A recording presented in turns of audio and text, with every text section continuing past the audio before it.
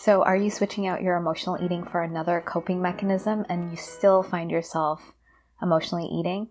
Here's why. So if you're new here, welcome. My name is Michelle. I'm a certified holistic nutritionist specializing in emotional eating. I wanted to talk about switching out one coping mechanism for another. So if you didn't know, emotional eating is a coping mechanism. It's something you would have developed earlier in childhood to help you deal with discomfort, distress, uncomfortable emotions. We develop coping mechanisms when our parents or caregivers weren't able to model to us how to move through distress and discomfort and get to a resolution. So they wouldn't have modeled how to be with our uncomfortable emotions. They might have shut us down or made us feel something was wrong with us, or they themselves didn't know how to move through their own emotions. And because of this, they couldn't remain calm to guide us through this process. So when we're very young and we're holding in all of these emotions, it's very uncomfortable and we need to do something about it. We need to cope, and we usually end up using food because food releases dopamine, it feels good in our body, and it'll sort of numb us out and distract us from the discomfort. It's temporary and it's a bandaid, but it's probably the best thing we could do and a way for us to survive. So if you're an emotional eater, you go towards food whenever distress or discomfort comes up. And this would have created a lot of conflict for you around food, your body, your emotions. And so I'm sure you're trying every way possible to resolve this pattern. But a lot of what's out there and what's sold to us to help our emotional eating urges or our uncomfortable emotions or our big emotions is really another band-aid solution. It's another coping mechanism. So you might have heard advice like, oh, if you feel the urge to emotionally eat, go for a walk, take a shower, write in your journal, call a friend. Essentially distract yourself from the coping mechanism. So I don't know about you, but emotional eating is a distraction from your big emotions. So distracting from your distraction is a distraction. None of these methods are actually meeting your true needs. It's not going to quench that sort of urge you have. If anything, you might find yourself emotionally eating even more or just giving in and feeling like you failed. You're back in the shame spiral, and this goes on and on. And so what I want to share with you is that there's nothing wrong with you for having this emotional eating coping mechanism. You just weren't taught how to create resolution. Emotional eating is a coping mechanism. It's something you use to survive. You weren't taught how to move through that discomfort to get to a state of thriving and comfort and resolution and ease and calm. And if we look at it in your nervous system, what you've been doing when you're triggered into your emotional eating, you're in this fight or flight state. You use food and it temporarily gives you some calm, but it's not truly calming your nervous system. And so you don't ever get to that calm state that you're searching for. So now that we know that these tactics, they're really distractions, and anything that doesn't meet your true needs when you're an emotional eater is going to be a distraction, is just going to be another band-aid. And you're going to be caught in this loop of managing your emotions. And when you manage your emotions, they're actually building up under the surface. They're getting bigger and bigger. So it's going to be harder and harder to use these tactics to get a handle on your emotional eating. Some other tactics we try to use are diets and personal trainers and things to control our body and control food.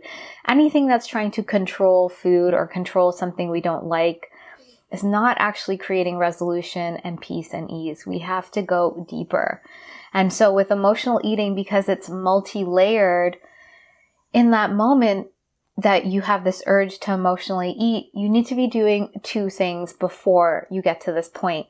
So you need to be taking care of all of the things that might physically trigger you before you can deal with the emotional trigger. And this is something I do with clients inside of the Emotional Eating Evolution program. It's not that in that moment you think you're emotionally eating and you jump into a technique that's going to help your emotions. You want to be supporting yourself because there are other factors that might lead you to binging, which you might label emotional eating. If you didn't get enough rest the night before, your hormones are going to be off, your ghrelin and leptin, and you're going to feel more hungry and be more prone to binging. If you have been restricting and depriving yourself of food, your brain is going to be obsessing about food and it's going to lead to binges. So we want to make sure we are taking care of these other triggers that are more physical in nature before we dive into really getting into that emotional eating trigger. And so these tactics don't take into account any of that. And so you need a holistic, multi-layered approach to really get to the root of your emotional eating, to stop distracting yourself for your emotional eating and actually create true resolution and transform this pattern so that you're meeting your true needs. Because emotional eating is just a cry from you, your younger self, that certain needs weren't met. So how do we do this? How do we get into those true needs? Well, there's a process, and it's a process I teach to clients. And the first part of this process, there are three main parts to it. The first part is really looking at how are you nourishing yourself. So we really want to be nourishing ourselves and satisfying our hunger, not depriving ourselves, so that we can tell when we are truly hungry versus emotionally hungry. If we think we're constantly hungry or we're emotionally hungry without truly knowing and discerning the difference, we're not going to have the right tools to support us. So when we're able to truly nourish ourselves, we are looking at digestion, we're making sure our moods are balanced, we are able to discern true from emotional hunger, we feel satisfied with our meals, and we are giving ourselves nutrient-dense foods. So this is going to help you discern true from emotional hunger and when you're triggered into that emotional eating pattern. The second step that we really need to look at is body acceptance. And under body acceptance comes with, are we pushing our bodies? Are we moving past the rhythms that we need?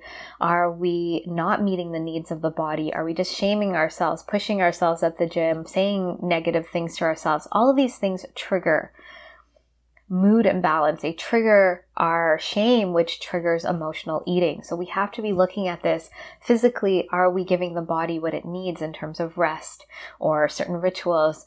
And are we talking to our body in a way that's accepting, or are we shaming ourselves?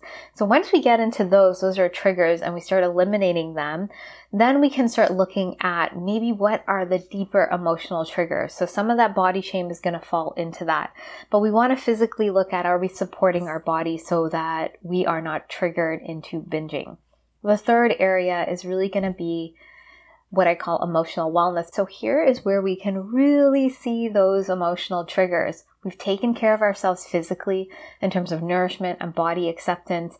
We're looking at where we might be emotionally triggered, having shame, getting triggered really deeply emotionally. And we're going to take those and get into the root of them. When we're able to get into the root of them, what we're doing and the process I use with clients is really to start feeling safe in our body. We're getting into the emotions to really find those unresolved events, those root causes of why we're feeling the way we're feeling, so that we can meet our true emotional needs at a body somatic level. And this is a trauma-informed process so that we can process and integrate whatever was unresolved. We can start resolving it and meeting our true needs, and then moving forward powerfully, where food will no longer be able to take the place of this, and we can have that healthier relationship to food and our body.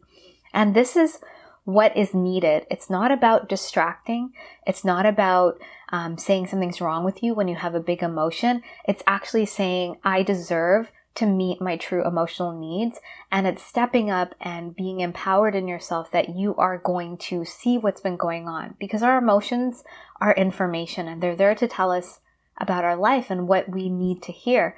And we need a way to be able to move through them and understand them and hold that space for them so we can hear the messages. We didn't have this when we were younger, and this created this emotional eating pattern. And because we have this relationship to food, it becomes very confusing because we need to live with food. We need to have food in our life. We can't just pull food out of our life and not have to deal with it. So when we're here, we're not distracting. We are resolving. We are integrating. We are processing. We're meeting our true needs, and that creates an exhale in the body. Because those emotions that we haven't looked at, they create tension and stress in the body. And when we are able to move through them, that creates peace and ease, confidence. We are literally shifting the nervous system from fight or flight to rest and digest. When we distract, we're in fight or flight. When we're able to process and integrate, we shift into a calmer state in our body. And so this is what's needed to really move past that.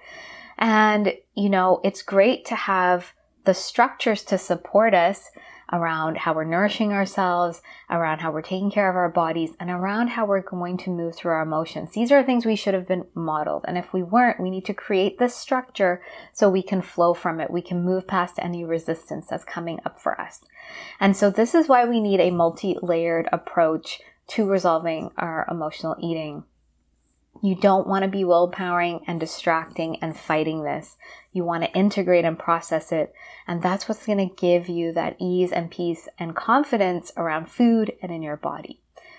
So the first step to this, and the first step that I give to clients that work with me, is really learning to discern true from emotional hunger. And if you'd like to get started on that step, I have a free guide called What Are You Truly Hungry For? You can start learning to discern true from emotional hunger, learning about what it looks like and feels like in your body, and catching your triggers. This is a doorway into the pattern. So if you'd like that free guide, I'll put the link below. And if you're ready to get started on resolving your emotional eating, you want the support and guidance and the process, the Emotional Eating Evolution Program is my 12-week container where we give you the step-by-step process. You have coaching, support, the in-depth tools, the trauma-informed somatic meditations to go deeper, to really start shifting this pattern at the root so you're no longer just coping, you go to resolution. And this creates ease and peace and confidence in your body and around food. So if you'd like to find out more about that, I'll put the link below. I just want to say thank you so much for watching. If you have any questions, please let me know. Please be sure to like and subscribe, and I look forward to sharing more with you, and I hope you have a great day.